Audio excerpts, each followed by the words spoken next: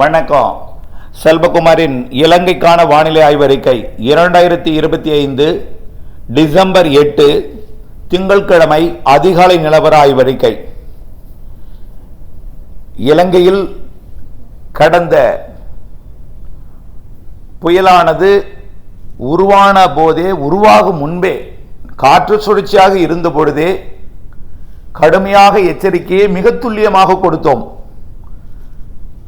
சூசகமாகவோ மறைமுகமாகவோ அச்சுறுத்தலாக அமையுமோ என்கின்றதெல்லாம் மறந்து உள்ளதை, நடக்கப் போவதை தெளிவாக குறிப்பிட வேண்டும். இன்னும் கூடுதலாக குறிப்பிட்டால் கூட, உள்ளதை இன்னும் தெளிவாக குறிப்பிட்டால் கூட அதிக அச்சம் ஏற்பட்டு விடுமோ என்ற சில வார்த்தைகளை எல்லாம் பயன்படுத்தி, சில வார்த்தைகளாக சூசகமாக கூட சில வார்த்தைகளை சொல்லி இறுதியாக அவசர நிலை பிரகடனம் செய்ய வேண்டியிருக்கும். நீங்கள் வசிக்கும் இடம் மேடு என்று கூட நீங்கள் நினைக்கலாம். அது மேடு அல்ல, அது பள்ளமான பகுதியே. மலைக்கு சென்றால் சரியும், மலையில் இருப்பவர்களுக்கு மழையும் நிலச்சரிவும் இருக்கும். கடலுக்கு சென்றால் கடல் சீற்றமும் காற்றும் இருக்கும், வெள்ளமும் இருக்கும். அணைக்கரையில் இருந்தால் அணைகள் திறக்கப்படலாம், பாதிப்பு இருக்கும். ஆகவே உங்களை எங்கே செல்ல சொல்வது என்று எனக்கே தெரியவில்லை என்ற சில வார்த்தைகளை குறிப்பிட்டு கடும் அச்சத்துடன் அறிக்கை வெளியிட்டதை நினைவுபடுத்துகிறேன். இப்பொழுதைக்கு கடும் பாதிப்பில் இருக்கக்கூடிய இலங்கை மக்கள், உங்களுக்கு என்னால் இங்கிருந்து ஆறுதலை மட்டுமே கூறக்கூடிய வகையில் நான் இருக்கிறேன். உலக நாடுகள் உதவிக்கரம் நீட்டி உங்களுக்கு ஆறுதல்களையும் மீட்பு நிவாரண பணிகளையும் உதவிகளையும் செய்து வருகிறது. எனக்கு மிக ஒரு ஆறுதலை தந்திருக்கிறது, கொஞ்சம் நிம்மதியை தந்திருக்கிறது. இருந்தாலும் தொடர்கிற இந்த பாதிப்புகளும் உயிரிழப்புகளும் காணாமல் போயிருப்பவர்களுடைய எண்ணிக்கையும் 1000 மொத்தம் தொட்டிருக்கிறது. காணாமல் போனவர்களும் உயிரிழப்புகளும். ஆக இன்னும் மீட்பு பணிகள், அது மண்ணை தோண்டி உடல்களை எடுத்தும் பணியெல்லாம் நடைபெற்று கொண்டிருக்கிறது. இதை முடித்த பிறகு சாலை பணியெல்லாம் இருக்கிறது. மழையிலே வெடிப்புகள் ஏற்பட்டிருக்கிறது. பக்கா கட்டிடங்கள் கூட இரண்டாக பிளந்து நிற்கிறது. அதிலும் நீங்கள் வசித்துக் கொண்டிருப்பதை நான் பார்த்து கொண்டிருக்கிறேன். ஆகவே இத்துடன் இந்த மழை பொழிவு நிறைவடைந்து விட்டது என்று மட்டும் நீங்கள் நினைக்க வேண்டாம். வந்திருப்பது வடகிழக்கு பருவமழையின் ஒரு நிகழ்வு என்பதை நீங்கள் புரிந்து கொள்ள வேண்டும். ஆக இந்த வார்த்தை உங்களுக்கு அச்ச உணர்வை ஏற்படுத்தினால் என்னை மன்னிக்க கேட்டுக்கொள்கிறேன். ஆக தொடர்ந்து நீங்கள் முன்னெச்சரிக்கையுடன் இருக்க வேண்டும். மழை பொழிவுகள் இருக்கிறது. ஏற்பட்ட உயிரிழப்போட, ஏற்பட்ட பாதிப்போட நாமை நிறைவு செய்துவிட வேண்டும். இதற்கு மேல் உயிரிழப்பு ஏற்பட்டுவிடக் கூடாது என்பதற்காக கண்டிப்பாக மேலும் பாதிப்புகள் இருக்கும், மேலும் நிலச்சரிவுகள் இருக்கும், மேலும் மழைப்பொழிவு வெள்ள பாதிப்பெல்லாம் இருக்கத்தான் செய்யும் என்றும், அந்த நிலச்சரிவு, மழைப்பொழிவு, வெள்ளம், அணை நீர் திறப்பு போன்றவையெல்லாம் உங்களை பாதிப்பை ஏற்படுத்திவிடக் கூடாது, உயிரிழப்பை ஏற்படுத்திவிடக் கூடாது என்பதற்காக கடந்த சில நாட்களாக எப்படி சொல்வது என்று நான் பொறுமையாக இருந்து கொண்டிருந்த நிலையில, வரக்கூடிய நாட்களிலே அச்சுறுத்தும் மழைப்பொழிவு தொடங்க இருக்கிறது என்பதையும், கிறிஸ்துமஸுக்கு பிறகு நிறைய மழைப்பொழிவை கொடுக்க போகிறது என்பதையும் தெரியப்படுத்த விரும்புகிறேன். ஆக கிறிஸ்துமஸுக்கு பிறகு ஆங்கில புத்தாண்டு நாளில் கூட மழைப்பொழிவு இருக்க வாய்ப்பு இருக்கிறது. அதையும் தாண்டி பொங்கலிலும் மழைப்பொழிவு இருக்கிறது. பொங்கலையும் தாண்டி கடந்த ஆண்டு பிப்ரவரியில் தொடர்ந்து கொண்டிருந்த மழைப்பொழிவு போலவே கடந்த ஆண்டு பிப்ரவரி மாதம் கூட அணைகள் எல்லாம் நிரம்பியது. கல்முனை மற்றும் மட்டக்களப்பு பகுதியிலெல்லாம் அணை நீரால் வெள்ளம் சூழ்ந்தது உங்களுக்கெல்லாம் அறிந்த ஒன்றே, நீங்களெல்லாம் அறிந்த ஒன்றே. பாதித்தவர்கள் பலர். ஆக இப்படிப்பட்ட மழைப்பொழிவுகள் பிப்ரவரி 10-15 தேதி வரை கூட இருக்க வாய்ப்பு இருக்கிறது என்பதையும், இன்றைய நாளிலே மழை சற்று ஓய்ந்து தீவிரம் குறைந்திருந்தாலும் நேற்று முன்தினமெல்லாம் யாழ்ப்பாணம், காங்கேசன்துறை மற்றும் முல்லைத்தீவு போன்ற வடக்கு கிழக்கு மாகாணங்களிலே மழைப்பொழிவு இருந்தது, அச்சுறுத்தலை ஏற்படுத்தி கொண்டிருந்தது. இந்த நிலையில இயல்பு நிலை திரும்ப கூட இன்னும் முடியாத நிலையில, சாலை வசதிகள்லாம் ஏற்படுத்த முடியாத நிலையில, சாலைகள் எல்லாம் மண்மேடாக இருக்கிற நிலையில, குப்பை மேடாக ஒட்டுமொத்தம் எல்லாம், அதாவது கடைவீதியில் உள்ள எல்லா பொருட்களுமே தற்பொழுது நீரால் மூழ்கடிக்கப்பட்டு குப்பையாக மாறி இருக்கிறது. கடைவீதி எல்லாம் குவிக்கப்பட்டிருக்கிறதெல்லாம் பார்க்கும் பொழுது வருத்தமும் வேதனையும் அளிக்கிற நிலையில் தற்பொழுது இன்றிலிருந்து இன்றைக்கு இலங்கையில் லேசான மழை இருக்கும். நாளையிலிருந்து, அதாவது 9ஆம் தேதி முதல் மீண்டும் ஆங்காங்கே மழை பொழிவை கொடுத்து அச்சுறுத்தலை கொடுத்து கொண்டிருக்கும். 9லிருந்து 15ஆம் தேதி வரை நல்ல மழை பொழிவை கொடுக்கும். வடக்கு கிழக்கு மாகாணங்களுக்கு கண்டிப்பாக யாழ்ப்பாணம், காங்கேசன்துறை, முல்லைத்தீவு, திரிகோணமலை மற்றும் கிழக்கு கரையோரம் முழுவதுமே நல்லதொரு மழைப்பொழிவை கொடுத்து கொண்டே இருக்கும். இது அப்படியே இறுதியில் கொழும்பு சுற்று வட்டார பகுதிக்கும் கூட மழைப்பொழிவை கொடுக்கும். ஆனால் இது ஏற்கனவே நிலச்சரிவு ஏற்பட்ட இடங்களிலே ஏற்பட்டிருக்கூடிய வெடிப்புகளுக்குள் தண்ணீர் புகுந்தால் வெடிப்பு விரிசல் கூடுதலாகும். தண்ணீர் புகுறது தான், அதாவது கீழே உள்ள மண் சரியும் பொழுது மேலே உள்ள பாரம் தாங்காமல் அது வெடிப்பாக மாறும்.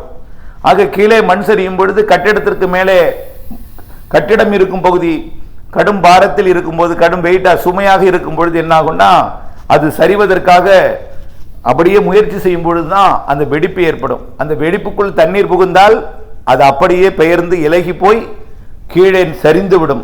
இவையெல்லாம் நீங்கள் உணர வேண்டும். ஆக வெடிப்பு இருக்கும் பக்கத்தில் நீங்க இருக்க வேண்டாம். வெடிப்பு இருக்கும் இல்லங்களிலும் குடியிருக்க வேண்டாம். தயவு செய்து உங்களுடைய இல்லம் பக்கா இல்லமாக இருக்கலாம்.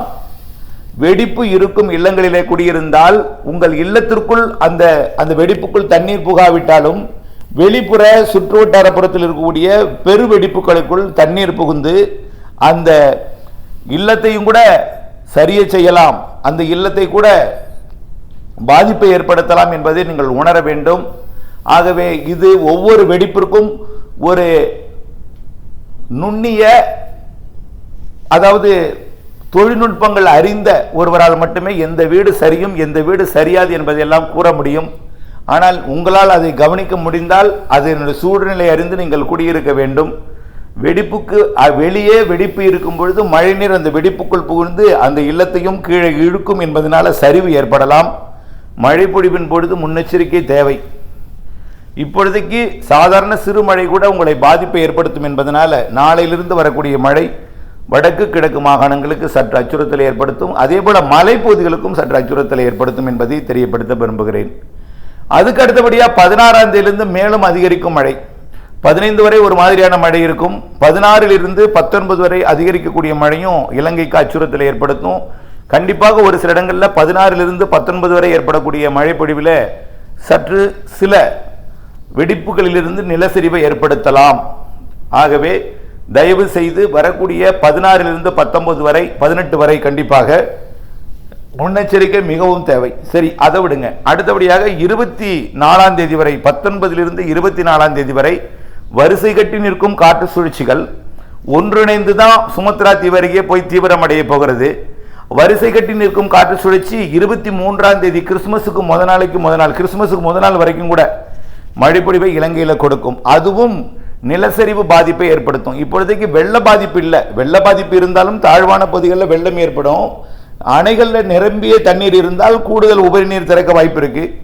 அணை தண்ணீரை குறைத்தே தான் வைத்திருக்கணும். தற்பொழுது நமக்கு தேவை, விவசாயத்தில் நிறைய பாதிப்பு ஏற்பட்டிருக்கிற நிலையில விவசாயத்திற்காக அணை தண்ணீரை தேக்கி வைத்து அது அவசரமாக திறந்து விடுவது என்பது ஆபத்தை விளைவிக்கும். ஆக இலங்கையில் இருக்கக்கூடிய அணைகளிலே தண்ணீரை பாதியாக குறைத்து வைத்துக் கொள்வது நல்லது. திடீரென்று மழை பொழிந்தால் அதிக அளவு நீர் திறக்கும் பொழுது மழை பொழிவும் நீரும் இணைந்து வெள்ள பாதிப்பை ஏற்படுத்தும். ஆகையில இலங்கையில் இருக்கக்கூடிய அணைகளின் நீரை பாதியாக குறைத்து வைப்பது நல்லது. அதே போல வெடிப்புகள் இருக்கக்கூடிய மலைப்பகுதிகளில் இருக்க வேண்டாம். புதிய வெடிப்புகளும் கூட உருவாகலாம் என்பதை தெரியப்படுத்த விரும்புகிறேன். அடுத்தபடியாக அணை திறக்கப்பட வாய்ப்பு இருக்கிற காரணத்தினால கரையோர பகுதிகளில் இருக்க வேண்டாம். இதான் முதல்ல இப்பொழுதைக்கு முக்கியம். அடுத்தபடியாக வரக்கூடிய 25ஆம் தேதி கிறிஸ்துமஸுக்கு பிறகு கிறிஸ்துமஸ் நாளிலே சுமத்ரா தீவு அருகே உருவாகக்கூடிய ஒரு காற்றழுத்த தாழ்வு நிலை பகுதியாகி மண்டலமாகி ஒரு ஆழ்ந்த மண்டலம் வரை தீவிரமடைந்து பரந்த பரப்பிலே, ஒரு பெரிய பரப்பில், ஒரு சிறிய பரப்புனா ஒரு புயலா உருவாகி ஒரு குறிப்பிட்ட இடத்துக்கு மட்டும்தான் மழைப்பொழிவை கொடுக்கும். ஒரு புயல் என்றால் ஒரு மாவட்டத்துக்கு மட்டும்தான் மழைப்பொழிவை கொடுக்கும். ஆகவே ஒரு பரந்த ஒரு பெரிய நிகழ்வாக ஒரு பரந்த பரப்பில் இருக்கக்கூடிய கடந்த நிகழ்வு கூட இலங்கையின் ஒட்டுமொத்த பரப்பையும் அடைத்து கொண்டு வந்தது அந்த புயல். அதை நினைவிருக்கலாம். இப்படி ஒரு பரந்த பரப்பிலே உருவாகக்கூடிய நிகழ்வு தான் அதிக மழைப்பொழிவை தரும். அப்படி ஒரு பரந்த பரப்பிலே ஒரு நிகழ்வு உருவாகி இருக்கிறது. வரக்கூடிய டிசம்பர் 25, 26 தேதிகளிலே சுமத்ரா தீவு வருகை. அது மெல்ல இலங்கையை நெருங்கி தமிழ்நாடு மற்றும் இலங்கை கடந்து அச்சமூட்டுகிறேன் என்று மட்டும் நினைக்க வேண்டாம். இப்பொழுது அது அச்சமாக தெரியலாம், பீதியாக தெரியலாம். ஆனால் முன்னெச்சரிக்கை எடுத்துக்கொண்டிருப்பது நலமே. தமிழ்நாட்டிற்கு முன்னெச்சரிக்கை எடுத்ததன் காரணமாக வேதாரண்யத்தில் உள்ள ஏரியில் தண்ணீரை திறந்துவிட்டு, தண்ணீரை கடலுக்குள் திறந்துவிட்டு ஏரியை காலியாக வைத்திருந்த காரணத்தினாலே ஏரிக்குள் மழைநீர் வந்து நிரப்பப்பட்டது, வெள்ள பாதிப்பு தடுக்கப்பட்டது. இப்படி முன்னெச்சரிக்கை. அதே போல மேட்டூர் அணை மூடப்பட்டது, ஆறுகளில் இருக்கிற தண்ணீர் எல்லாம் கடலுக்கு திறக்கப்பட்டது. ஆறுகள் எல்லாம் காலியாக வைத்திருந்த காரணத்தினாலே அடுத்த 2 நாள் பெய்த 15, 30 சென்டிமீட்டர் டெல்டாவை கூட பெரிதாக பாதிக்கவில்லை. ஆனால் திருவள்ளூர் மாவட்டத்தில் பெய்த மழை 3 நாளிலே 70 சென்டிமீட்டர் வரைக்கும் பொழிந்து பாதிப்பை ஏற்படுத்தியது. ஆகவே தலைக்கு வந்தது தலைப்பாகையுடன் போய்விட்டது, முன்னெச்சரிக்கை காரணமாக என்பதை நீங்கள் உணர வேண்டும். ஆக பெருமழையை சமாளிக்க முன்னெச்சரிக்கை இருந்தால் பாதிப்பை குறைக்கலாம், உயிர் சேதத்தை குறைக்கலாம் என்பதை அடிப்படையாக கொண்டுதான், முன்னெச்சரிக்கைக்காகத்தான், இந்த நடவடிக்கைக்காகத்தான் இந்த அறிக்கையை சமர்ப்பிக்கிறேன் என்பதை தெரியப்படுத்த விரும்புகிறேன். ஆக நிதானமாக சிந்தித்து, மழைப்பொழிவு இருக்கிறது பிப்ரவரி 15 வரை என்பதை நினைவில் கொண்டு, குறிப்பாக இந்த கிறிஸ்துமஸுக்கு பிறகு வரக்கூடிய வலிமையான நிகழ்வுரை, அதில் ஏற்படக்கூடிய மழைப்பொழிவை சமாளிப்பதற்கு மழையோட அளவு குறைவாக இருந்தாலும் ஏற்கனவே ஏற்படக்கூடிய வெடிப்புகள் மற்றும் பாதிப்புகளால் சிறுமழை கூட பாதிப்பை ஏற்படுத்தும். கண்டிப்பாக பெருமழை இருக்கிறது என்பதையும் தெரியப்படுத்த விரும்புகிறேன்.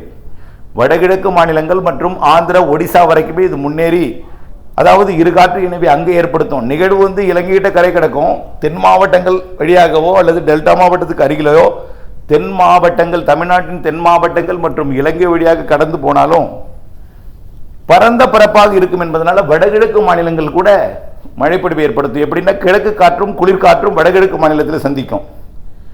கிழக்கு காற்றும் குளிர்காற்றும் அனைத்து வங்க கடலோர மாநிலங்களையும் சந்திக்கும்.